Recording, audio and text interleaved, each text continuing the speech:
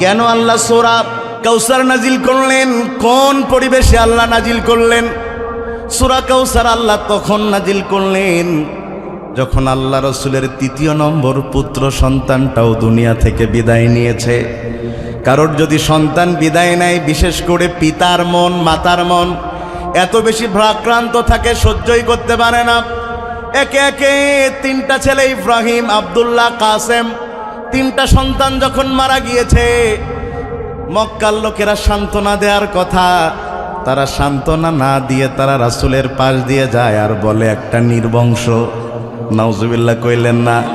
রাসূলের পাশ দিয়া যায় আর রাসূলকে শোনায় শোনায় বলে এটা একটা লেস কাটা। রাসূলের পাশ দিয়া যায়, যেই নবীর এত মর্যাদা, এত মর্যাদা, এত মর্যাদা, যেই নবীর গায়ে যেন রোদ না লাগে, আমার রব মেঘ দিয়ে ছায়া দান করে, সেই নবীর পাশ দিয়ে যায় আর নবীকে গালি দেয়। নবী একটা হাত খোড়া। আমার নবী হৃদয় ভারাক্রান্ত মনে আর চলতে পারেন না, ঘর থেকে বের হন না। যে আল্লাহ, তুমি আমার তিনটা সন্তানকে তুলে নিয়েছ তোমার সিদ্ধান্তে, অথচ মক্কার লোকেরা আমাকে হাতখোড়া বলে, নির্বংশ বলে, লেস কাটা বলে। পৃথিবীর কি নিয়ম, পৃথিবীর কি নিয়ম। আজও রাসূলের অনুসারী যারা রাসূলের মতো গালি সহ্য করে সমাজে বেঁচে থাকে, তারা বললে বলবেন রাজনৈতিক কথা, রাজনীতির কোনো কথা বলার ইচ্ছা আমার নাই, কিন্তু আমি বাস্তবতা বলছি। বাংলাদেশ 92% মুসলমানের দেশ। এবার মাদারীপুর থেকে একজন এমপি হয়েছেন খুব কম বয়সে, নাম তার এমপি হানজালা। একেবারে আপাদ মস্তক, মাথায় পাগড়ি পরেন, গায়ে পাঞ্জাবি পরেন, পাজামা পরেন। উনি যখন সংসদ থেকে বের হয়ে যাচ্ছেন, কেউ একজন ভিডিও করছে আর বলছে ওই যে জঙ্গি এমপি যায়। তো আপনি কেমনে বুঝলেন এ জঙ্গি এমপি? কারণ আপনি বুঝেছেন মাথায় পাগড়ি, গায়ে পাঞ্জাবি, তাই জঙ্গি এমপি। আল্লাহর কসম করে বলি, মাথায় পাগড়ি, গায়ে পাঞ্জাবি থাকার কারণে যদি কোনো মুসলমানের সন্তান কাউকে জঙ্গি বলে, আল্লাহর কসম সে অবৈধ সন্তান। ঠিক না বেটা? তুমি কি কারণে বলেছো মাথায় পাগড়ি, গায়ে পাঞ্জাবি? যদি এই কারণে হুজুর জঙ্গি হয়, আল্লাহর কসম এই হুজুর ছাড়া তুমি 1 নম্বর হয়ে দুনিয়াতে আসতে পারতা না। তোর মা বাবের বিয়ে আমরা পড়িয়েছিলাম বলে তুই 1 নম্বর হয়ে দুনিয়াতে এসেছিস, আর তুমি কিনা বলছো জঙ্গি এমপি যায়। আমাদের দেশের কালচার, আমাদের দেশে দাড়ি টুপি বলতেই রাজাকার বুঝে। কি বলেন আপনারা?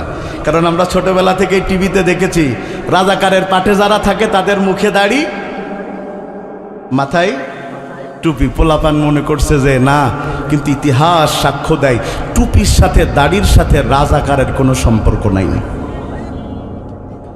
ভাইয়েরা আমার, রাসূলকে তারা আরো গালি দিয়েছে। কি বলে? বলে রাসূল নাকি কবি। তারা রাসূলকে আরো গালি দিয়েছে। কি বলে? রাসূল নাকি গণক। আল্লাহ প্রত্যেকটার কথা আলাদা আলাদা আয়াত করে দিয়েছেন। যখন রাসূলকে কবি বলা হয়েছে, আমার আল্লাহ বলেন ওয়ামা হুয়া বিকাউলি শাগিরিন কলিলাম মা তুমিনুন। আমার আল্লাহ নিজেই রাসূলের পক্ষ হয়ে বলেছেন, রাসূল যেটা বলেন এটা কোনো কবির কথা নয়। এরপরে তারা যখন গণক বলেছেন, আমার আল্লাহ বলেন ওয়ালা বিকাউলি কাহিনিন কলিলাম মা তাযাক্কারুন। তোমরা রাসূলকে গণক বলছো, রাসূল গণক নয়। সুবহানাল্লাহ বলবেন না? তো অন্য অন্য জায়গায় আল্লাহ প্রতিবাদ করেছেন এক একটা আয়াত দিয়ে। আর রাসূলের সন্তান মারা যাওয়ার পরে যখন রাসূলকে তারা হাতখোড়া বলেছে, নির্বংশ বলেছে, আল্লাহ একটা সূরা নাজিল করে দিয়েছে তাদের বিরুদ্ধে। ভাইয়েরা আমার, খুব মন দিয়ে বুঝেন আল্লাহ কেন প্রতিবাদ করলেন। কথা কি শুনতেছেন নাকি আপনারা? আমার খেয়াল আছে আমার দিকে। রাসূলকে গালি দিয়েছেন, প্রতিবাদ করছে কে? কারণ রাসূল আল্লাহর কি হন? মাশাআল্লাহ, রাসূল আল্লাহর কি হন? বন্ধু হন।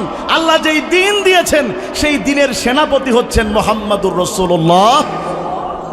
তো আমাদের দেশের বড় নেতাকে যদি কেউ গালি দেয়, তার প্রতিবাদে দল থেকে বিজ্ঞপ্তি দেয় না যে আমার নেতাকে গালি দিয়েছ, আমরা তীব্র ভাষায় নিন্দা জানাচ্ছি, যদি এরপরেও গালি দেয়া বন্ধ না করো তাইলে আমরা এত ধারাতে মামলা করব। কথা কি বলে? মাশাআল্লাহ। কেন বলে? কারণ দলের প্রেস্টিজের সাথে সম্পর্কযুক্ত।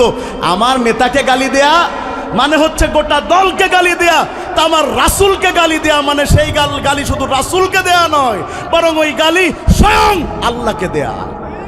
কারণ রাসূল নিজের কোনো কথা প্রচার করেন না, রাসূল নিজের কোনো কথা বলেন না, রাসূল যেটা বলেন কথা কার? আরো জোরে বলেন না, কথা কার? আল্লাহ প্রতিবাদ দিলেন, আল্লাহ প্রতিবাদ দিলেন, আল্লাহ প্রতিবাদ করলেন, কিন্তু আলোচনার আর একটা বিষয় থেকে গেল।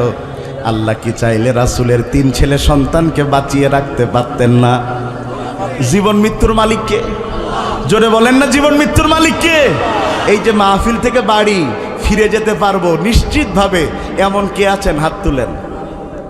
তাকিয়ে দেখেন, ঈদের পরে ফেরিতে বাস ওঠার কথা, ফেরিতে ওঠে নাই, নদীর মধ্যে পড়ে গিয়েছে। পরের দিন কুমিল্লায় মাহফিলে যাওয়ার সময় খালি চোখে পানি আসছে আর ভাবছে, আল্লাহ যদি ওই পরিবহনের মধ্যে আমি আমার সন্তান থাকতো, আজকে আমিও তো মৃত হয়ে এই নদীর মধ্যে পড়ে থাকতাম। আল্লাযী খালাকাল মাউতা ওয়াল হায়াতা লিয়াবলুয়াকুম আইয়ুকুম আহসানু আমালা ওয়া হুয়াল আজিজুল গফুর। জীবন মৃত্যুর মালিক আল্লাহ, তাইলে আল্লাহ কি ইচ্ছা করলে পারতেন না রাসূলের 3 সন্তানকে বাঁচিয়ে রাখতে? আমার কথা বুঝে থাকলে বলেন, আল্লাহ কি বাঁচিয়ে রাখতে পারতেন? কিন্তু আল্লাহ কেন বাঁচান নাই?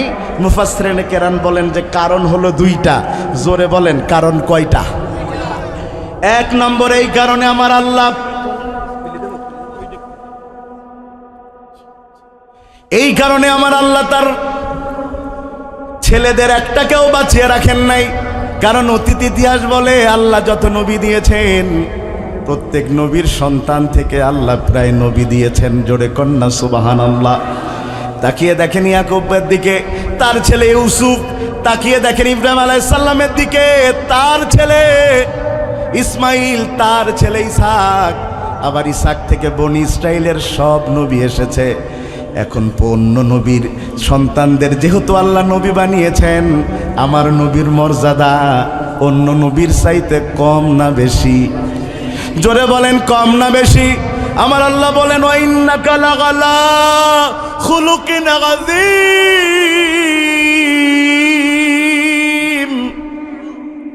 কি মর্যাদা রাসূলের, গোটা দুনিয়াকে মাপা সম্ভব, কিন্তু আমার রাসূলের চরিত্র মর্যাদা মাপা সম্ভব নয়। সুবহানাল্লাহ। আপনারা বললেন না ভাই? দলের নেতার প্রশংসা করলে তো জোরেই বলেন। কি বলেন আপনারা? আমার রাসূলের চাইতে মর্যাদাবান এই পৃথিবীতে আর কেউ হবে না। তো অন্য নবীর সন্তানদের আল্লাহ নবী বানিয়েছেন, আমার নবীর সন্তানের যদি আল্লাহ নবী না বানান তাইলে তো আমার নবীর মর্যাদা কমে যায়। এই জন্য আমার আল্লাহ নবীর সন্তানদের তুলে নিয়েছেন যাতে নবীর মর্যাদা নষ্ট না হয়। সুবহানাল্লাহ। জোরে বললেন না? এবার আমার কথা বুঝে বলবেন। যদি রাসূলের নবুয়তির মর্যাদা রক্ষার জন্য আল্লাহ রাসূলের 3 সন্তানকে দুনিয়া থেকে তুলে নেয়, রাসূলের নবুয়তের মর্যাদার জন্য যদি আল্লাহ রাসূলের 3 সন্তানকে শিশু অবস্থায় মৃত্যু দেন, তাহলে বোঝা যায় ইসলামকে বাঁচিয়ে রাখার জন্য মাঝে মধ্যে মৃত্যু হওয়ার দরকার আছে। ইসলামকে বাঁচিয়ে রাখার জন্য ইসলাম নামক গাছ, দেখেন না, এই যখন চৈত্র মাস আসে, বৃষ্টি নাই, তখন দেখবেন মুরব্বী একটা কি করে, ওই যে গাছের গোড়ায় নিড়ানি দিয়ে আলগা করে চারোপাশ দিয়ে মাটি দিয়ে উঁচু করে দেয়। চাচা পাগল হইছো নাকি? এই 12টার সময় গরমের মধ্যে তুমি গাছের পাশে নিড়ানি করছো, সেখানে কি দরকার? তখন চাচা বলছে, পাগল তুমি বুঝো না, চৈত মাসে যখন খরা যায় তখন গাছকে বাঁচিয়ে রাখার জন্য পানি দিতে হয়। আল্লাহর কসম বালন্ডাবাসী, যদি একটা গাছ রাখার জন্য চৈত্র মাসে খরা গেলে সেখানে পানি দেওয়ার প্রয়োজন হয়, ইসলামকে বাঁচিয়ে রাখার জন্য মানুষের তাজা রক্ত ঢেলে দিতে হয়, তাজা রক্ত ঢেলে দিতে হয়।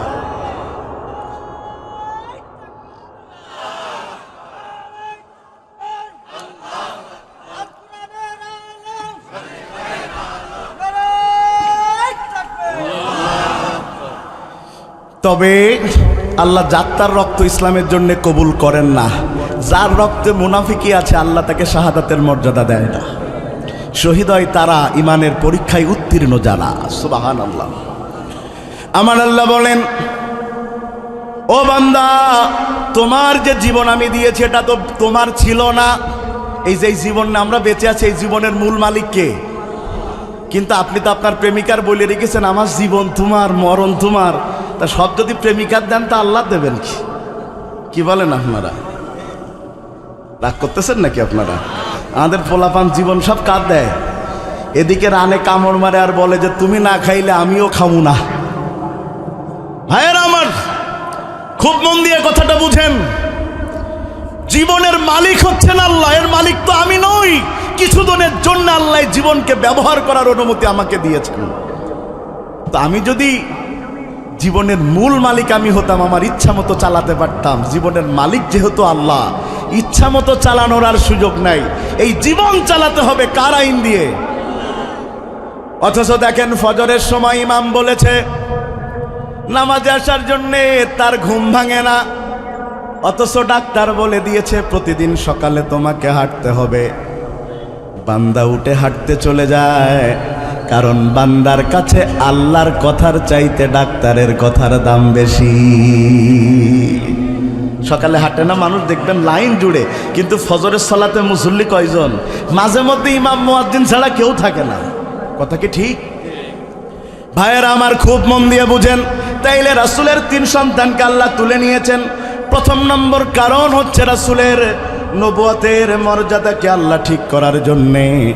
কারণ আমার নবীর পরে এই দুনিয়াতে আর কোন নবী আসার সম্ভাবনা নাই। আমার নবীর পরে আর কোন নবী এই দুনিয়াতে আসবে? আমার আল্লাহ বলেন, মা কানা মুহাম্মাদুন আবা আহাদিম মির রিজালিকুম ওয়ালাকির রাসূলুল্লাহি ওয়া খাতামুন নাবিয়্যিন। তো আস্তে আপনাদের কথা মাইকে আসছে। ওয়া খাতামুন নাবিয়্যিন, রাসূল হচ্ছেন শেষ নবী। রাসূলের পরে আর কোন নবী আসবে না। তো নিশ্চিতভাবে বলা যায়, যদি রাসূলের পরে কেউ নিজেকে নবী দাবি করে, সে নিশ্চিতভাবে কাফের। তাকে যদি কেউ নবী মনে করে, এরাও কাফের। এই দুই গ্রুপকে যদি কেউ মুসলমান মনে করে, ওরাও কাফের। কারণ আমার নবীর পরে আর কোন নবী দুনিয়াতে আসবে না।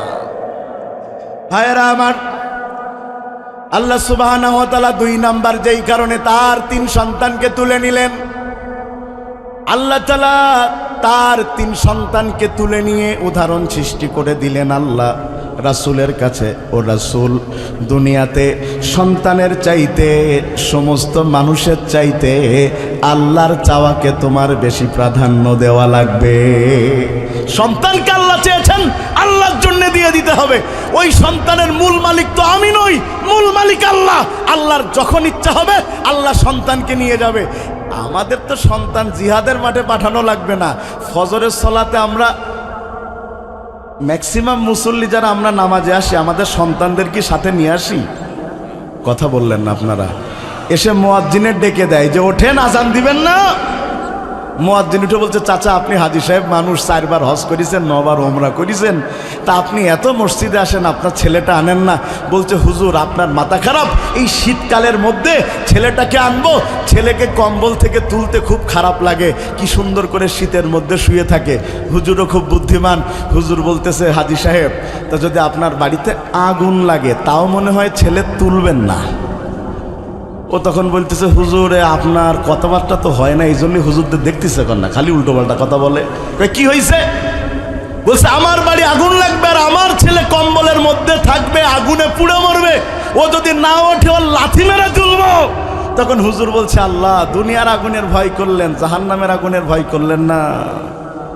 দুনিয়ার আগুনের ভয়ে যদি আপনি আপনার সন্তানকে কম্বল থেকে তুলতে পারেন, আপনি যদি প্রকৃত বাবা হন, আপনার সন্তানকে জান্নাতি করার জন্য ফজরে না উঠলে তার চাইতে প্রেসার দিয়ে তাকে মসজিদে নিয়ে যেতেন। কিন্তু আমরা নেই না। ভাইয়েরা আমার, এবার আল্লাহ সুবহানাহু ওয়া তাআলা কি বলছেন রাসূলের ব্যাপারে খেয়াল করেন। রাসূল ওরা আপনাকে নির্বংশ বলেছে, ওরা আপনাকে লেজ কাটা বলেছে, ওরা আপনাকে হাতখোড়া বলেছে, আর এটার প্রতিবাদ করতে যে আমি আল্লাহ সূরা নাজিল করতে যে সর্বপ্রথম একটা সুসংবাদ আমি আপনাকে দিয়ে দিতে চাই। কি সেই সুসংবাদ? আমার আল্লাহ বলেন, সবাই পড়েন, ইন্না আগাতাইনাকাল কাউসার। ও নবী, ওরা গালি দিয়েছে, খারাপ বলেছে যতটুকু, তার চাইতে কোটি কোটি গুণ বেশি মর্যাদার কাউসার আমি আল্লাহ আপনাকে দান করে দিয়েছি। আমার হাতে সময় কম বলে আমি আগের তাফসির কাটিং করে আয়াতে ঢুকেছি, কারণ ইচ্ছা করলেও তো আমরা মাগরিবের পরে আর পরিবেশ হবে না, প্রধান মেহমান চলে আসবেন, এজন্য আমরা কিছু কথা বাদ দিয়ে আয়াতের মধ্যে ঢুকেছি।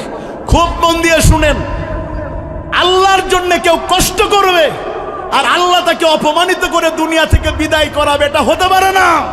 বরং আল্লাহর জন্য যদি কেউ কষ্ট করার জন্য 1 বিঘাতে গিয়ে যায়, আল্লাহর রহমত তার দিকে 1 হাত এগিয়ে আসবে। বান্দা যদি আল্লাহর জন্য কষ্ট করে, আল্লাহ মর্যাদা ফিরাইয়া দেয় তার চাইতে অনেক বেশি। এই জন্য তো কত কষ্ট জেলের মধ্যে তারা আল্লামা সাঈদীকে দিয়েছে, 13 বছর জেলখানার মধ্যে আটকে রেখেছে। ফাঁসি দিতে না পেরে ওই হাসপাতালে নিয়ে যেয়ে হত্যা করেছে। হত্যা করবার পরে তারা মনে করেছিল জানাজা ঢাকায় হতে না দিলে লোক হবে না। বাংলাদেশের সেরা জানাজার একটা জানাজা হয়ে প্রমাণ হয়েছে, যিনি আল্লাহর জন্য কষ্ট করেন তার মর্যাদা সরাসরি আল্লাহ বাড়ায়া দেয়। ঠিক না ঠিক?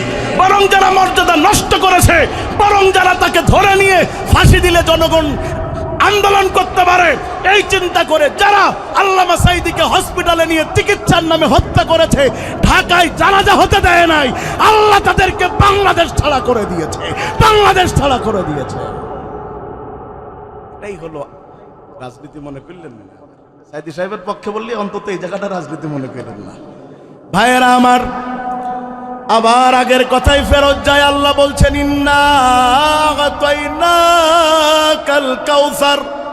ও নবী, আমি আপনাকে কাউসার দিয়েছি। ফাসসারাল মুহাদ্দিসিন ওয়াল মুফাসসিরিন ফি শানিল আয়া। আয়াতের ব্যাপারে মুহাদ্দিস আর মুফাসসিররা তাফসীর পেশ করেছেন, আমার আল্লাহ রাসূলকে কাউসার দিয়েছেন, এর মানে হলো আমার আল্লাহ রাসূলকে এমন কিছু মর্যাদা দিয়েছেন যেই মর্যাদা আগে কখনো কোনো মানুষকে আমার আল্লাহ দেন নাই। সুবহানাল্লাহ। কি সেই মর্যাদা? খুব মন দিয়া শুনেন, খুব মন দিয়া শুনেন, কি সেই মর্যাদা? ভাইয়েরা আমার, সেই মর্যাদা হচ্ছে, কাউসারের মূল অর্থ হলো 5টা। এই মূল অর্থ 5টার মধ্যে রাসূলকে আল্লাহ কি কি দান করেছেন সেটা বলে দিয়েছেন। ইমাম ফখরুদ্দিন রাজি রাহিমাহুল্লাহ এই আয়াতের ব্যাখ্যা করতে যে কাউসারের মূল অর্থ করেছেন 5টা।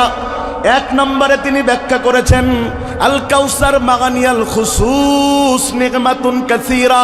তিনি বলেন কাউসারের মূল অর্থ হলো আল্লাহ দুনিয়ার অন্য সব নবীর চাইতে আমার নবীকে সবচাইতে বেশি নিয়ামত দান করে দিয়েছেন। সুবহানাল্লাহ। আমার নবীকে আল্লাহ যত বেশি নিয়ামত দিয়েছেন, এত বেশি নিয়ামত অন্য কোনো নবীকে আল্লাহ দেন নাই। এখানের ব্যাখ্যা করতে যে 2টা উদাহরণ টানা হয়েছে নিয়ামত কেমনে দিয়েছেন। 1 নম্বরে আল্লাহ অল্প আমলে উম্মতি মুহাম্মদকে বেশি সওয়াবের ব্যবস্থা করেছেন। আমল অল্প সওয়াব, কথা বলে না, আমল অল্প সওয়াব। আবারও বলেন, আমল অল্প সওয়াব।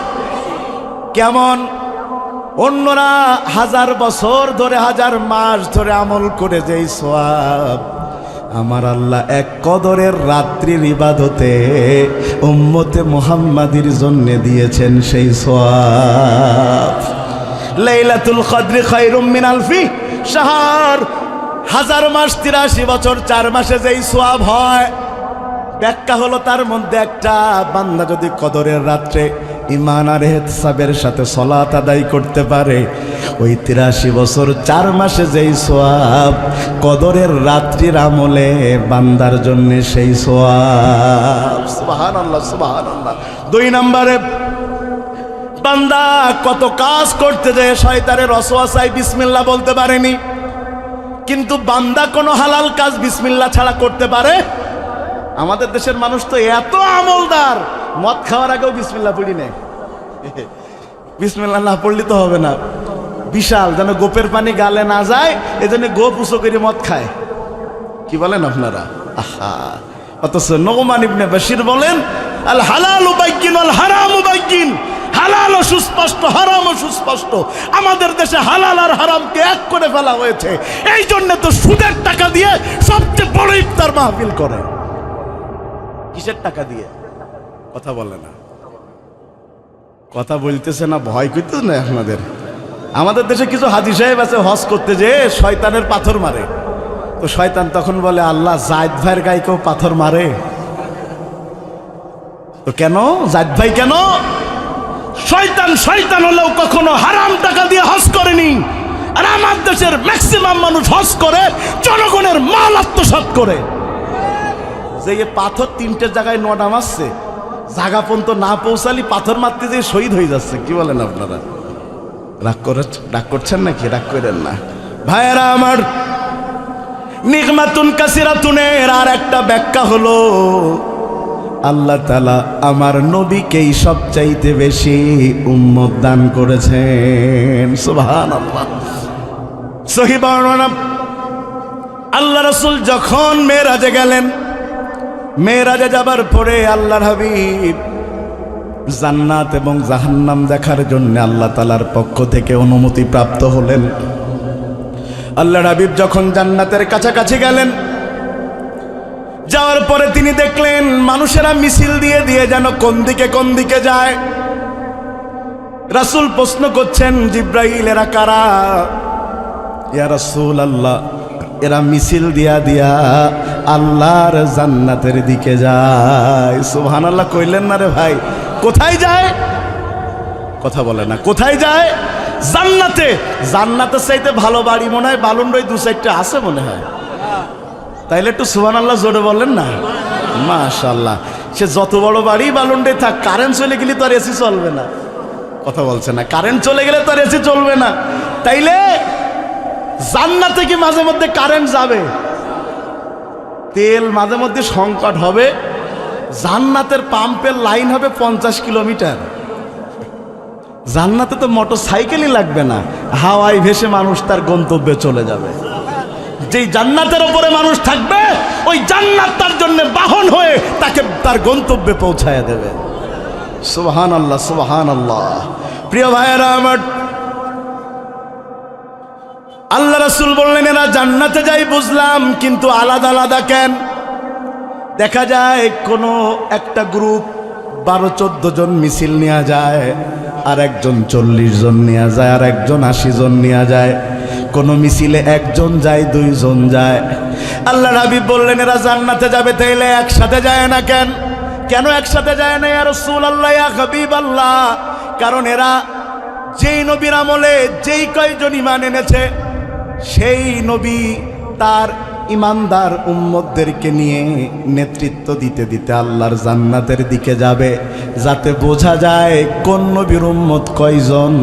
সেই জন্য আমার আল্লাহ এই ব্যবস্থা করেছেন। উদাহরণ দিলে বুঝতে পারবেন। মাঝে মধ্যে আমাদের রাজনৈতিক দলগুলোর বড় বড় সমাবেশ হয় না? এই বালুন্ড স্কুলেও হয় না? তা ধরেন বিএনপির একটা সমাবেশ হবে, অথবা জামাতের। অন্য দলের নাম এখন নেওয়া যাবে না, কারণ সংসদ থেকে আবার নতুন করে নিষিদ্ধ হয়েছে। মাইটার খাওয়ার তো দরকার নেই ভাই। তো ধরেন বিশাল সমাবেশ হচ্ছে জামাতের অথবা বিএনপির। তা সমাবেশ হলে বিভিন্ন ওয়ার্ড থেকে কি মিছিল নিয়ে আসে? কথা বলে না, আসে না? 1 নম্বর ওয়ার্ড থেকে আব্দুল কুদ্দুসের নেতৃত্বে বিশাল মিছিল, 2 নম্বর ওয়ার্ড থেকে আব্দুল গফুরের নেতৃত্বে বিশাল মিছিল, 3 নম্বর ওয়ার্ড থেকে বল্টুর নেতৃত্বে বিশাল মিছিল। বলে ভাই, তো সব তো এক দলের লোক, আলাদা আলাদা করছে কি জন্য? আর যদি পরিচালকের গ্রুপের লোক হয়, তাহলে দেখবেন ওর কইল যে বড় হয়ে যায়। তখন কি বলে, 5 নম্বর ওয়ার্ড থেকে কালু ভাইয়ের নেতৃত্বে বিশাল। লোকে মনে করছে না 1 কোটি লোক, গুনে দেখছে 12 জন। তা বলতেছ তুই 12 জন লোক তাই এত জোরে বললি কেন? বলছে লোক যাতে বোঝে যে লোক মাঠে জায়গা ধরছে না। কথা শুনতেছেন নাকি আপনারা? তো এটা কেন করে? ওই নেতার পিছনে কয়জন লোক, এটা যেন তার নেতারা জানে, তাইলে সেই হিসাবে তার সেখানে একটা মূল্যায়ন হবে। লোক কমে গেলে বলে 500 টাকা দেব, 2 প্যাকেট বিরিয়ানি দেব। কথা বলছে না কি জন্য? তারপরেও লোক আনা লাগবে, লোক এনে দেখান লাগবে এটা আমার লোক। আর নবীরা নিয়ে যাবেন যেই কয়জন তার আমলে তার সময় ঈমান এনেছে, সেই নবী সেই কয়জন নিয়ে নিয়ে আল্লাহর জান্নাতের দিকে যাবে। রাসূল খালি উসখুস করতেছেন, ইয়া রাসূলুল্লাহ কি হয়েছে আমার? কোন নবীর? ও চাচা থামান তো, এত জোরে থামিয়েন না, সে মাইক বন্ধ হয়ে যাবে। নারায়ে তাকবীর, নারায়ে তাকবীর। আল্লাহ রাসূল বলছেন, জিব্রাইল বলছেন কি দেখতে চান? বলে আমি একটু জানতে চাই যে কোন নবীর কোন মিছিলটা যায়। আসলে রাসূলের জানার ইচ্ছাতে তার মিছিল কোনটা। সুবহানাল্লাহ কয় না কা? জিব্রাইল আমিন ডাক দিয়ে বলেন, ইয়া রাসূলুল্লাহ, এটা আদম আলাইহিস সালামের মিছিল, এটা নূহের মিছিল, এটা শীষের মিছিল, এটা ইয়াকুবের মিছিল, এটা ইউসুফের মিছিল, এটা হারুনের মিছিল, এটা ইসাকের মিছিল, এটা ইসমাইলের মিছিল, এটা ইব্রাহিমের মিছিল, এটা ঈসার মিছিল, এটা মূসার মিছিল। আল্লাহর নবী বলে, এত এত নাম বলো, আমার নামটা মনে পড়ে না, আমি তো তোমার সামনে। অন্য নবী নাই, তাদেরটা বলছো, আমারটা বলো না কেন? ইয়া রাসূলুল্লাহ একটু ডান দিকে তাকান। রাসূল আমার ডান দিকে তাকায় দেখে এত বড় এত বড় এত বড় একটা মিছিল দেখা যায়। সেই মিছিলের শুরু আছে কিন্তু শেষ নাই। কাচ্ছেন চোখে পানি। জিব্রাইল আমিন ডাক দিয়ে বলছেন, ইয়া রাসূলুল্লাহ, ইয়া হাবিবাল্লাহ, আল্লাহ আপনাকে যেই কাউসার দিয়েছেন, নি'মাতুন কাসীরা, সবচেয়ে বেশি উম্মত আল্লাহ আপনাকে দিয়েছেন। আপনার উম্মত আজকে সব নবীর উম্মত এক জায়গায় করে যারা জান্নাতে যাবে, তারা আপনার উম্মতের 10 ভাগের 1 ভাগও হবে না। সুবহানাল্লাহ, কি নবীর উম্মত হয়েছি, যেই নবীর চাইতে মর্যাদাবান আল্লাহর আসমানের নিচে আর কেউ নাই। ওই নবী আমার কলিজা। আমি আমার সন্তানকে রাসূলের জন্য কুরবানি করতে পারি, কিন্তু রাসূলের অমর্যাদায় একটা শব্দ আমার কান দিয়ে শোনা সম্ভব নয়, সম্ভব নয়। ভাইয়েরা আমার, তাইলে নি'মাতুন কাসীরাতুনের প্রথম ব্যাখ্যা হলো অল্প আমলে বেশি সওয়াব। 2 নম্বর ব্যাখ্যা হলো সবচাইতে বেশি উম্মত আমার আল্লাহ আমার নবীকে দান করে দিয়েছেন।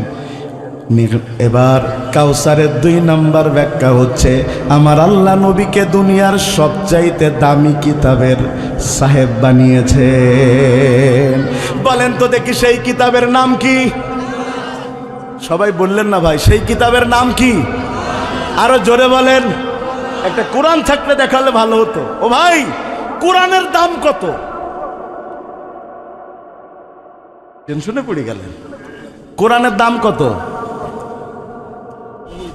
ও মানে কিনা যাবে না, তাই বলতে চাচ্ছেন? তো কিনা যায় না তো 200 টাকাতে কিনে বাড়িয়ে নিছেন যে। ভাইয়েরা আমার, খুব মন দেয়া কথা শুনেন। খেয়াল আছে নাকি আপনাদের আমার দিকে? আসরের পরে ওয়াজে মন বসানো খুব কষ্টের ব্যাপার। আমরা রাতে ওয়াজ শুনে অভ্যস্ত, পিন পতন নীরবতা। আর এই সময় আলহামদুলিল্লাহ আপনারাও আসছেন, আমরাও টুকটুক করে কথা বলছি। কোরআনের দাম, আমরা যেই কোরআন দেখতে পাই, এই কোরআন তো কাগজের কোরআন। বলেন কিসের কোরআন? এটা কি আসল কোরআন? টেনশনে পড়ে গেছে কি বলবো। অক্ষর আসল, কিন্তু এই কোরআন এক জায়গা থেকে ট্রান্সফার হয়ে আসা। সেই জায়গার নাম কি? মাহফুজ। মাশাআল্লাহ, বলেন সেই জায়গার নাম কি? আপনি কাগজের কোরআন 200 টাকা দিয়ে, 300 টাকা দিয়ে, 500 টাকা দিয়ে কেনা সম্ভব, কিন্তু লাউহে মাহফুজে আমার আল্লাহ যেই কোরআনকে সংরক্ষণ করেছেন, একটা অক্ষর কারোর পক্ষে কেনা সম্ভব নয়। সুবহানাল্লাহ বলেন না ভাইয়েরা আমার। 2 নম্বরে, যেই কোরআন আপনি আমি দেখতে পাই, এর ওজন কত হইতে পারে? হ্যাঁ, আল্লাহ যে বলছেন রাসূলকে আমি কাউসার দিয়েছি, সবচেয়ে দামি কোরআন দিয়েছি। এই কোরআন যে দামি বুঝবেন কেমনে? বলেন কোরআনের ওজন কয় কেজি? সব টেনশনে পড়ে গেছে কি বলবে। এই 500 গ্রাম 700 গ্রাম 1 কেজি, তার উপর তো যাবে না। আর যদি পকেট কোরআন নেন তাহলে তো 100 গ্রাম। কথা শুনতেছেন আপনারা? তা আপনি ভাবতে পারেন যে কোরআনের এত দাম, কোরআনের এত মর্যাদা রাসূল কাউসার হিসাবে দিয়েছে, এই কোরআন 200 গ্রামের, তাইলে কোরআনের এত ওজন, এত দাম কেমনে, সেটা একটু বলে যাই। ভাইয়েরা আমার, খুব মন দিয়ে শুনেন। আমরা যেই পৃথিবীতে বাস করি, এই পৃথিবীতে এক সময় মাটি বলতে কিচ্ছু ছিল? পুরা পৃথিবীতে কি ছিল তখন? শুধু পানি। বলেন, শুধু কি ছিলেন? আমার আল্লাহ সিদ্ধান্ত গ্রহণ করলেন, এই দুনিয়াতে আমার রব, আমার আল্লাহ মানুষ পাঠাবেন, খলিফা পাঠাবেন, কিন্তু পানির মধ্যে পাঠালে তারা কেমনে সংসার করবে, রাষ্ট্র পরিচালনা করবে? আমার রব এই পানির উপরে মাটি তৈরির চিন্তা করলেন। কেমনে আমার রব এই মাটি তৈরির চিন্তা করলেন? বিজ্ঞানীরা বলেন, একটা ঢেউ আর একটা ঢেউর পরে আসলে পড়লে ওই ঢেউ থেকে যেই, আমরা তো বলি গেজা, আমরা কি বলি? আপনারা কি দেখতেছেন ওদিকে? ও ড্রোন দেখতেছেন? সর্বনাশ করিছে। আমি তো মনে করলাম মনে হয় আমেরিকার মিসাইল বালুন্ডে চলে এসে মনে হয়, যেমনি আপনারা দেখতেছেন। নারায়ে তাকবীর। ড্রোনের কাজ ড্রোন করবে, আমাদের কাজ, আমি তাই তো বলি। আমি জিজ্ঞাসা করি এদিকে আর চোখ ওদিকে, নজর দিতে হবে। তো আমার দিকে কি খেয়াল আছে আপনাদের? আবার একটু খেয়াল করেন ভাই। নারায়ে তাকবীর। এই যে পানিতে যে ডুমো ডুমো হয়, আমাদের এলাকার ভাষায় আমরা কি বলি? গেজা। এ কথা বাইরের লোক বললি বলে আপনাদের কি ঘরে ঘরে গেজা নাই? এটার মূল ভালো বাংলায় বলে ফেনা। বলেন কি? ফেনা। ওই যে হুইল পাউডার পানির মধ্যে গুলান মারলে কি হয়? আমার রব, আমার আল্লাহ ফেনা থেকে মাটি বানালেন। সুবহানাল্লাহ বললেন না? কিন্তু সমস্যা ঘটে গেছে আর একটা। দুনিয়াতে পানি বেশি নাকি মাটি বেশি? পানি 3 ভাগ, মাটি 1 ভাগ। ও আল্লাহর বান্দারা, খুব মন দিয়ে শুনেন। পানি যখন নড়াচড়া করে, মাটি তো আর স্থির থাকে না। আল্লাহ দেখলেন এই অবস্থায় যদি মানুষ পাঠায়, তাইলে দেখা গিয়েছে পূব পাশের পানি নড়ে উঠেছে, মাটি পূব দিকে হেলে গেছে। আমরা ওয়াজ করতেছিলাম সবকের মধ্যে চলে যাব, পানির মধ্যে চলে যাব না, এই যে উল্টে গেলে কিসের মধ্যে যাব? আল্লাহ চাইলেন মাটিকে স্থির করতে। আমার আল্লাহ মাটিকে স্থির করবার জন্যে একটা পেরেক বানালেন। জোরে কন্যা সুবহানাল্লাহ। পেরেক আমরা টিনে যদি না মারতাম, টিনে যদি পেরেক না মারতাম, ঘরের চালে সন্ধ্যাবেলায় দেখতেন টিন উঠতেছে, ফজরের সময় দেখতেছেন টিন উঠতেছে, এলোমেলো বাতাসে উড়িয়েছি টিনির আসল। কি বলেন আপনারা? টিন উঠতে উঠতে হুজুর ফজরের নামাজ পড়াই দিত, বলতে হুজুর আসসালামু আলাইকুম, আপনার গলা কাটার জন্য আইছি। কথা বলছেন না? পেরেক না থাকলে কি টিন এক জায়গায় থাকতো? টিন উড়ে চলে যেত। মাটিও যেন নড়াচড়া না করে। আমার আল্লাহ এবার মাটিকে স্থির করবার জন্য পেরেক বানালেন। আমার আল্লাহ বলেন, ওয়াল জিবালা আউতাদা, আমি আল্লাহ গোটা দুনিয়ার মাটিকে স্থির করবার জন্যে বড় বড় পাহাড়গুলোকে আমি আল্লাহ পেরেক বানিয়ে দিয়েছি। পাহাড় আছে বলে জমিন নাচানাচি করে না, মানুষ সঠিকভাবে বসবাস করতে পারে। যেই পাহাড়ের এত ক্ষমতা, যেই পাহাড় দিয়ে আল্লাহ গোটা জমিনকে স্থির করে দিয়েছেন, সেই পাহাড়কে এবার আল্লাহ বলছেন, লাউ আনজালনা হাযাল কুরআন আলা জাবালিন লা রাগাইতাহু খাশিআম মুতাসাদ্দিগাম মিন খাশিয়াতিল্লাহ।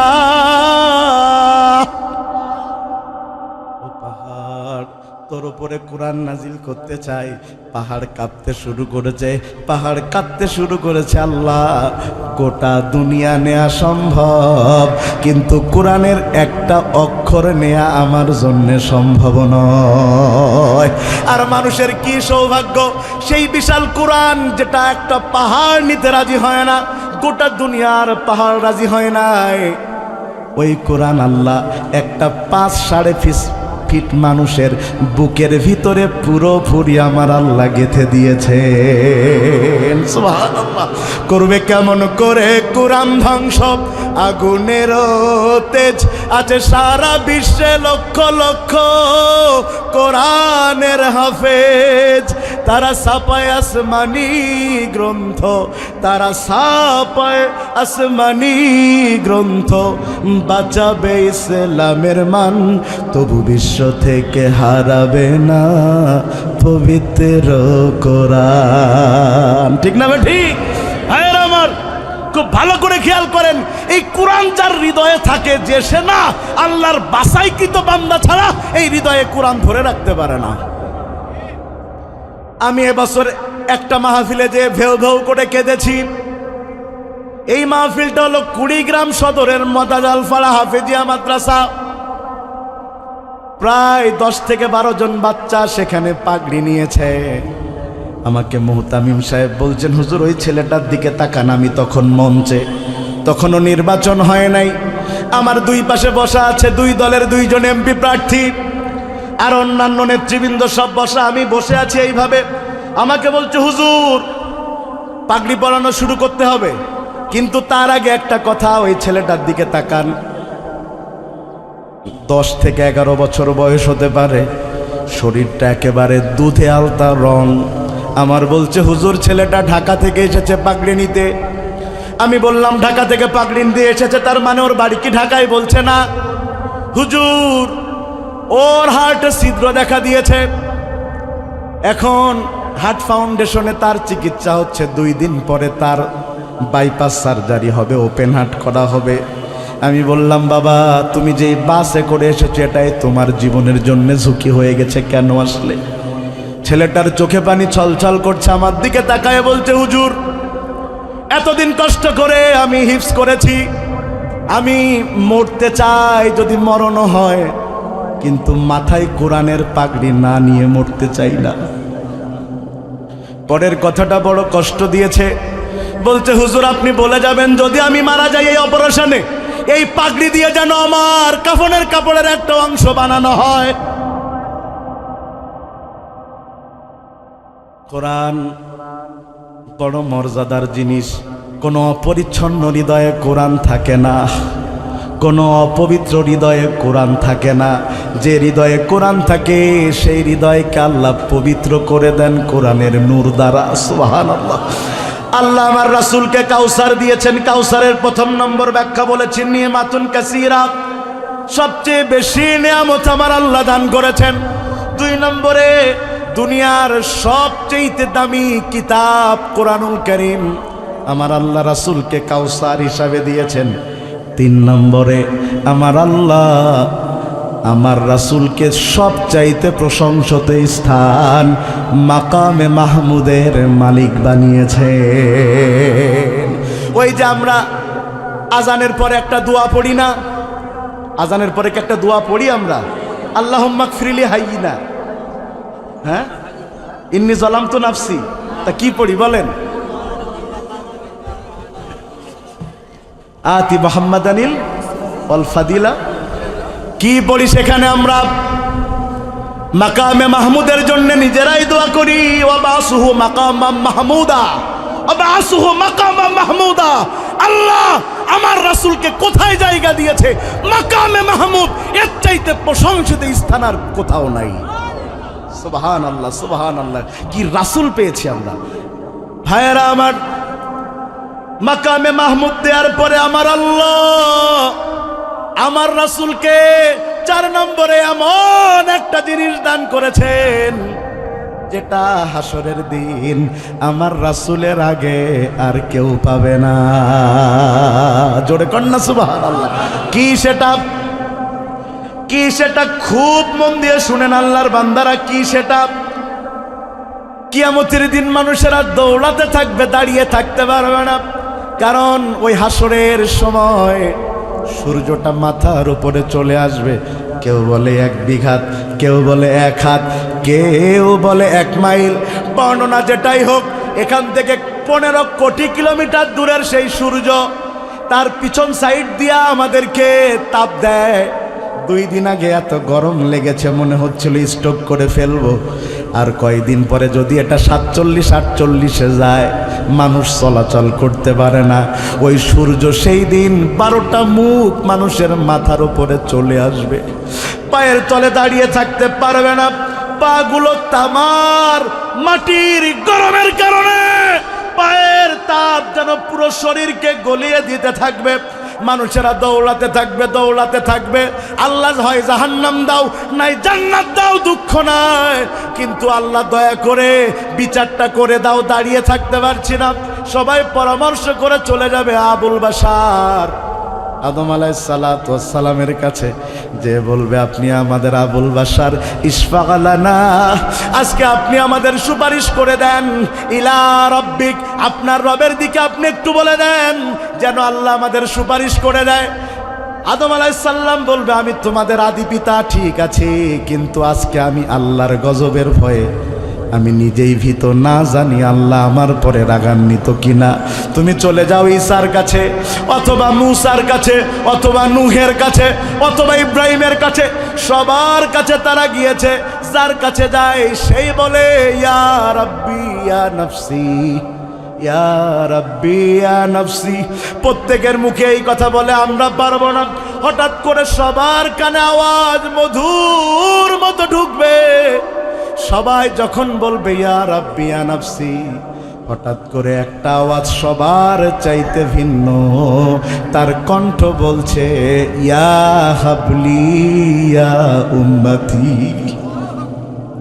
মানুষের আওয়াজের দিকে দৌড়াতে থাকবে, মানুষেরা দৌড়াতে থাকবে, দৌড়াতে থাকবে।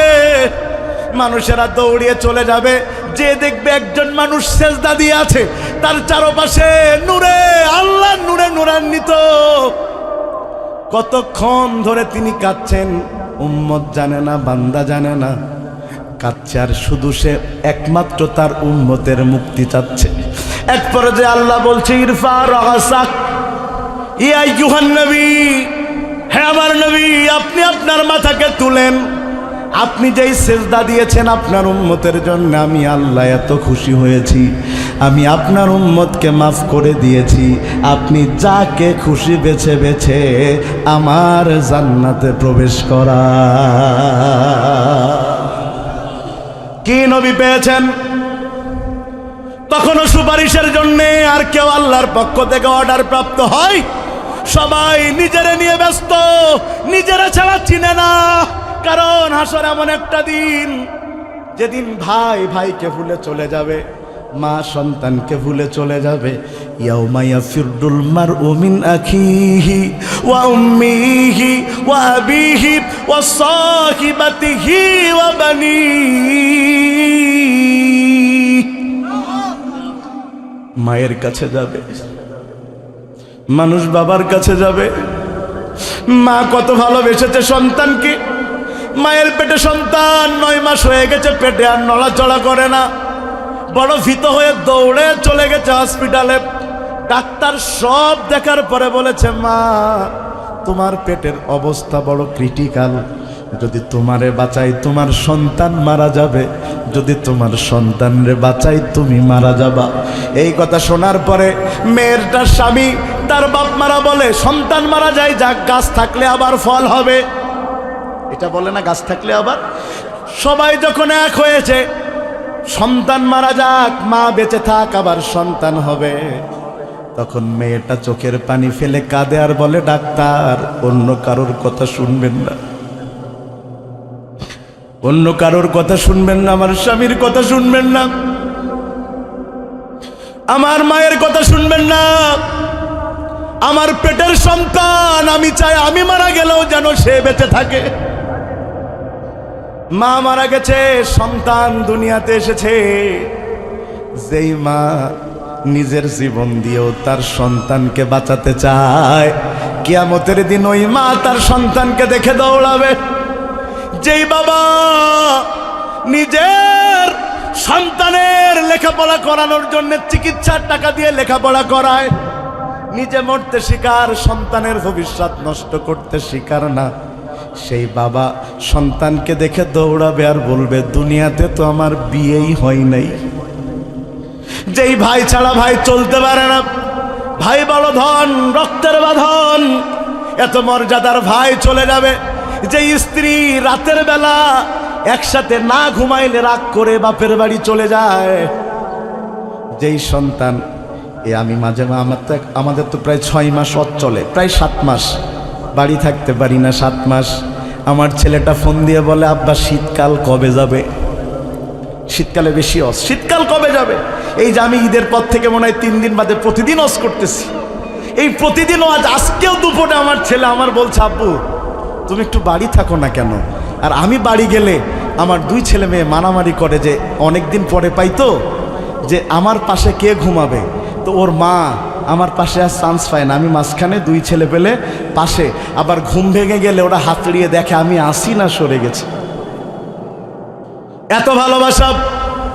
আমার মেয়েটা যদি বলে আমার আব্বা, ছেলেটা যে বলে চুপ আমার আব্বা, 2 জন মিলে গ্যাঞ্জাম করে। আমার কাছে আমার সন্তানের বাপ ডাকার চাইতে মধুর কোনো আওয়াজ নাই। কিন্তু কিয়ামতের দিন ওই সন্তান যখন আমারে ডাকবে, আব্বা 2টা সোয়াবের জন্য আটকে গেছি, মাত্র 2টা, কোনো বর্ণনায় একটা, আমি দৌড়াতে থাকবো, আমি বলবো আমার কোনো সন্তান নেই। আমি দৌড়াতে থাকবো, আমার কোনো সন্তান নাই। সন্তান বলবে আমার কোনো মা বাবা নাই।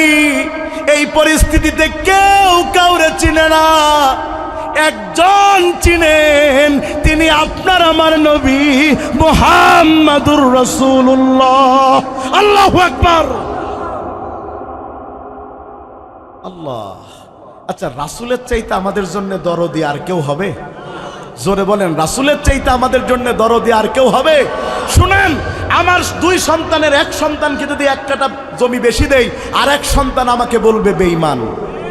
ঠিক কিনা বলেন? আমি যদি আমার 2 কর্মীর মধ্যে 1 কর্মীকে একটু বেশি দেখি, সে আমার বলবে আমার নেতা স্বার্থপর। ঠিক কিনা বলেন? দুনিয়াতে কেউ কারোর আপন একটু কম পড়লেই বুঝবেন কে আপনারে সত্যিকারের ভালোবাসে। কম না পড়া পর্যন্ত বুঝবেন না ও ভাই। অথচ আল্লাহ বলছেন রাসূলের সম্পর্কে, লাকাদ জাআকুম রাসূলুম মিন আনফুসিকুম আজিজুন আলাইহি মা আনিতুম হারিস। আরে তোদের জন্য এমন একটা নবী পাঠিয়েছি, যেই নবী তোদের কষ্ট দেখে কষ্ট পায়। যেই নবী তোদের মাঝে এসেছে, সেই নবী তোদের ব্যথায় ব্যতীত হয়। কতটা ব্যতীত হয়? তায়েফের ময়দানে রাসূলকে পাথর মারতে মারতে মারতে মারতে এত পাথর মেরেছে, রক্ত ঝরে জুতার মধ্যে আটকে গেছে। জুতা খুলতে গেলে মনে হয় রাসূলের মাথায় চাড় লাগতেছে। রাসূল বেহুশ হয়ে জমিনে পড়ে গেছে। কি অবস্থা, কি বিভীষিকাময় অবস্থা। সাথে একজন ওই আকদাস আসলেন, এসে আঙুরের রস খাওয়ালেন। রাসূল একটু সুস্থতা বোধ করলেন। ফেরেশতা এসে বলছেন, ইয়া রাসূলুল্লাহ, ইয়া হাবিবাল্লাহ, একবার বলে দেন পুরো তায়েফটাকে উল্টায়া দেই। রাসূল বললেন, ও জিবরাইল, তুমি যদি তায়েফটাকে উল্টায়া দাও, আমি দ্বীনের দাওয়াত নিয়ে যাব কাদের কাছে? রাসূলের শরীরের রক্তগুলো পড়তে যায়, তায়েফে পড়তে দেয় না। হাত দিয়ে দিয়ে উপরের দিকে আনে। সাথে থাকা সঙ্গী ডাক দিয়ে বলে, ইয়া রাসূলুল্লাহ, আপনি কি আপনার রক্তরে বড় ভালোবাসেন নাকি? কেন রক্তটা জমিনে পড়তে দেন না? এত ভালোবাসেন রক্ত? রাসূল বলছেন, না রে সাহাবী, না, আমি আমার রক্ত ভালোবাসি বিষয়টা এমন নয়, বরং আমার রক্ত যদি তায়েফের মধ্যে পড়ে, তায়েফে কখনো আর গজবের কারণে ফসল জন্মাবে না। তাইলে আমার উম্মত কি খেয়ে থাকবে? লাকাদ জাআকুম রাসূলুম মিন আনফুসিকুম আজিজুন আলাইহি মা আনিতুম হারিস। কোথায় পাবেন? রাসূলের চাইতে কল্যাণকামী, রাসূলের চাইতে ভালোবাসার আর কাকে পাবেন?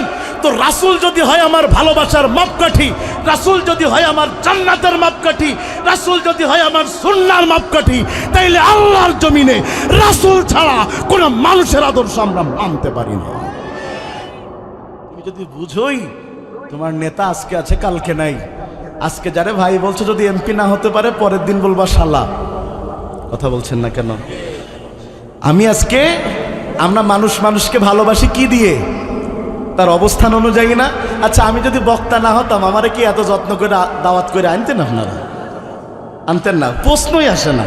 কারণ আমার তো চেহারা ভালো, অনেক মানুষ এখানে বসে আছে। কথা বলছেন না কেন? আছে না? আমার চাইতে টাকাওয়ালা অনেক মানুষ এখানে বসে আছে না? গ্রাম্যভাবে খুব মর্যাদা, তার কথাই গ্রামের আইন, এমন মানুষও বসে আছে। আর আমি এখানে বসেছি কেন? রাসূলের এই লেবাস যদি না থাকতো, রাসূলের আদর্শ যদি না থাকতো, এখানে আপনারা আমাকে চান্স দিতেন না, ঠিক কিনা বলেন? এই জন্য মাঝে মধ্যে দেখেন না, বক্তারে বসায় রেখে নেতা কথা কয়। এবার জনগণ তো কিছু কইতেও পারে না, কলি তো আবার নেতা পরে লোক দিয়ে ধরে ঘাতানি দেবে, কথা কয় না কা। তখন জনগণ কিছু বলতে না পারলেও মনে মনে বলে, আর জন্মের কাজটা মরে না কেন, ঠিক কিনা বলেন? ওইটা বাধ্য হয়ে মেনে নেয়। কিন্তু শুনেন, কিন্তু একটা আলেম কথা বললে ওই নেতার চাইতে কিন্তু আলেমের মর্যাদা স্বাভাবিক অর্থে সমাজে বেশি, কিন্তু ঘন্টার পর ঘন্টা তার কথা মানুষ শুনছে। কোনটা? ও ওটা তো বলেছি, ছেলেটা সুস্থ হয়েছে আলহামদুলিল্লাহ। ভাই কথা আমরা শেষের দিকে, আমার আলোচনা আজকে লম্বা ছিল, মানে যে তাফসির আপনারা যারা লেখাপড়া করেন অনেক লম্বা, আমরা আরেকটু বলছি। ও সময় আছে? ও আমি তো মনে করছি সময়, ও আচ্ছা, ও আর 5 মিনিট আছে, আমরা আর 5 মিনিট বলে কনক্লুশনের দিকে যাই, কি বলেন আপনারা? তাইলে রাসূলকে গালি দিয়েছে কাফেররা, আর গালির জবাব দিয়েছেন কে? জোরে বলেন না, গালির জবাব দিয়েছেন কে? আপনি চিন্তা করছেন আমাকে যে গালি দিচ্ছে সে তো আল্লাহর চাইতে শক্তিশালী নয়, ঠিক কিনা বলেন? সে যদি ট্রাম্পও হয়, এই যে ট্রাম্প গতকাল ভয় দেখালো ইরান উড়াইয়ে দেবে, কাল সারা রাত ভাই আমি ঘুমাইনি, সারা রাত জেগে সারা রাত আন্তর্জাতিক খবরগুলো স্ক্রলিং করেছি, কি হয়। পরে দেখলাম ট্রাম্পের এখন সাহসই নাই, মানে ভোকাস দিয়ে ভয় দেখাতে চাইছে। কথা মনে হয় বোঝেননি, যে রাস্তা দিয়ে গেলেই তো ধরবো, কিন্তু যে বলে ধরবো ভূতির ভয়তে রাত 12টার পরে প্রস্তাব করতেও যায় না। কথা মনে হয় বোঝেন নাই। ও বলছে পারমাণবিক বোমা দিয়ে উড়িয়ে দিব। পারমাণবিক বোমা দিয়ে হয়তো ইরানকে উড়িয়ে দেওয়া সম্ভব, কিন্তু ইসলামকে উড়িয়ে দেওয়া সম্ভব নয়। সবচেয়ে দুঃখ লাগে বর্তমান সময়ে যারা সারা পৃথিবী জুড়ে ইসলামিক রাষ্ট্রের প্রধান, দুঃখ লাগে এদের দেখলে। তার চাইতে দুঃখ লাগে আমাদের দেশের শায়েকদের দেখলে। শায়েক কি বলছেন? বলছেন ইমাম খামেনি যদি আল্লাহ জান্নাত তারে দেয়, ওই জান্নাত আল্লাহ আমাকে দিলে আমি যাব না। আমি চিন্তা করলাম জান্নাত মনে হয় বাপের কেনা সম্পত্তি। ইমাম খোমেনিকে আল্লাহ জান্নাত দিবেন কিনা দিবেন তো আল্লাহর ব্যাপার। সে জান্নাতে গেলে আপনার সমস্যা কি? আর সে যে জান্নাতে যাবে, আপনি সে জান্নাতে যাবেন না, দরকার হলে জাহান্নামে যাবেন। আমি মাঝে মধ্যে চিন্তা করি শয়তান এগুলোর কাতুকুতু না দিলে এ কথা বলার কথা না। আপনি কি বললেন যে ইমাম খোমেনিকে জান্নাত দিলে আপনি সেই জান্নাতে যাবেন না? ইমাম খোমেনির আকীদা কি ভালো না মন্দ এটা নিয়ে আমার বক্তব্য নাই, কিন্তু আমি এতটুকু জানি ইমাম খোমেনির সাহস আছে, সে বাতিলের কাছে মাথা নত করে নাই। আর তুমি তো তোমার বিশাল টুপি দাড়ি আর পাগড়ি নিয়ে মসজিদ থেকে বের হওনি। আমার কাছে অন্তত এই জায়গায় তোমার চাইতে খোমেনি ভালো। এবার বাকি সে জান্নাতে যাবে কিনা আল্লাহর ব্যাপার। কথা কি বোঝাতে পেরেছি? ঐক্যই বলছি তো ভাই। শুনেন, প্রথমে তারা ধরেছিল আফগানিস্তান, মনে আছে আপনাদের? তখন তো টিভি ছিল না, রেডিওয় খবর শুনতেন না আপনারা? দেখতাম রেডিও নিয়ে মুরব্বীরা ওই খবর বলতো যে এই হয়েছে। আর যেই শুনতো আফগানিস্তান ভালো করেছে সেই মুখে হাসি ফুটতো, যেই শুনতে আমেরিকা ভালো করেছে তখন খারাপ লাগতো না? আফগানিস্তান ধরলো, লিবিয়া ধরলো, লেবানন ধরলো, ফিলিস্তিন ধরলো, ইয়ামেন ধরলো, এখন ইরান ধরতেছে। তাও মুসলমানেরা এক হচ্ছেন না। আশা করা যায় ওই মিসাইল এদেশ পর্যন্ত আসতেও বাদ রাখবে না। এজন্য আমি যেটা বলেছি আমার ছোট্ট মুখে মিডিয়ার মাধ্যমে, যেহেতু সর্বোচ্চ পর্যায় পর্যন্ত যায়, আমার বক্তব্য মুসলিম জাতিসত্তার বিকাশ হিসাবে 57টা দেশের রাষ্ট্রপ্রধানকে এক হয়ে একটা হুঙ্কার দিতে হবে, একটা বাহিনী তৈরি করতে হবে, যাতে আমেরিকার মুসলমানদের দিকে চোখ তোলার সাহস না পায়। আমি কথা দিতে পারি যদি এমন একটা বাহিনী তৈরি করা হয়, সবচাইতে বেশি সংখ্যক সৈনিক এই বাংলাদেশ থেকেই যোগ দেবে ইনশাআল্লাহ।